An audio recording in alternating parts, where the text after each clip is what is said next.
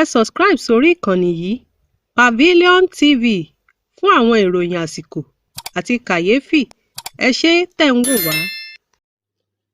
A kí gbogbo ẹ̀yin olólùfẹ́ Pavilion TV. Ẹ káàbọ̀ sórí ìkànnì yìí ní gbogbo ibi tí ẹ ti ń wò wá káàkiri àgbáńlá ayé. Ìránṣẹ́ Ọlọ́run Prophet Olúwadèyí Máyọ̀wá, àwọn la gbé wá sórí ètò lénìí. Ìránṣẹ́ Ọlọ́run ní ọ̀pọ̀lọpọ̀ ọ̀rọ̀ láti bá wa sọ. Ẹnu oníkàn la ti ń gbọ́ pọ̀n.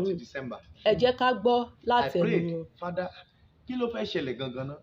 Àwọn èèyàn ti ń béèrè, and ìdí tó ṣe pè wá náà nìyẹn. That's the reason why you called us. You must let us know what's going on. I prayed, and I think the second to stroke talk day, the Lord answered me about the presidency. He showed me, I saw Tinubu. In fact, he has gone many places. So to Lord Sibio, will be topo, spiritually, physically, he has gone many places. He has bought a lot of Otira and one become part, including men of God. So, and I don't want to talk much on that. And eventually, I saw him. He came in that revelation. You know, he talked to me about Tinubu. Yes, I will not say what God has done. He talked to me. He said he is coming out. He told me some things, and eventually, and I told him, well, if truly God has wanted you to be there, please do the right thing. That was what I issued him in that revelation, and I shake him. That's about Tinubu. I shake him, and I told him.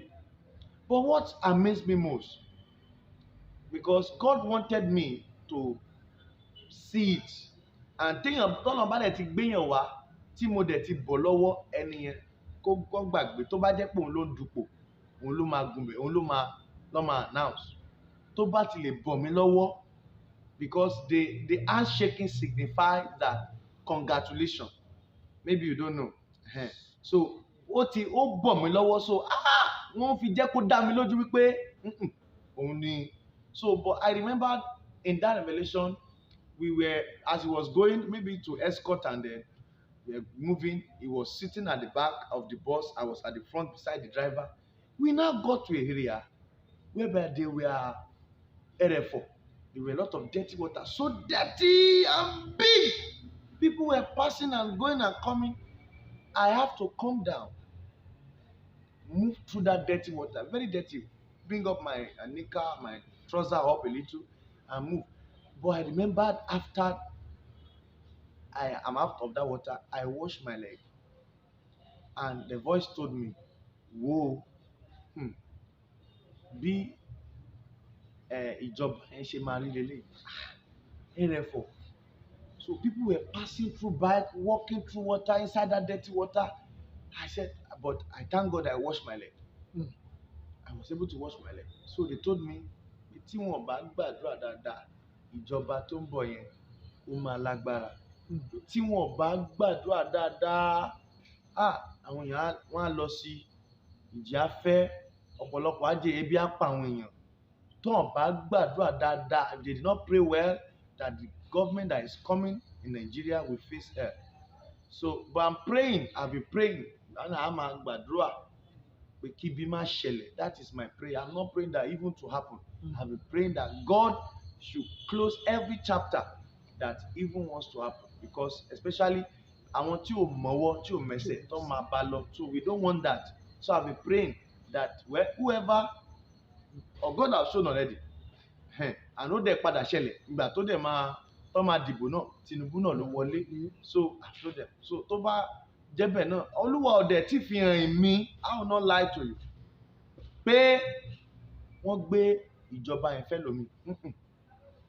Mi ní sọ tó Olúwa ò sọ fún mi. Mi ò mọ̀ tó máa ṣẹlẹ̀ o, ṣùgbọ́n tó sọ fún mi ni pé wọ́n announce ẹ̀, wọ́n dẹ̀ gbé fún. But kò tí padà fi hàn mí.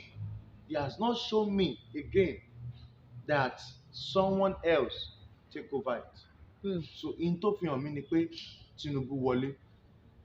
That was what he showed me about that presidency.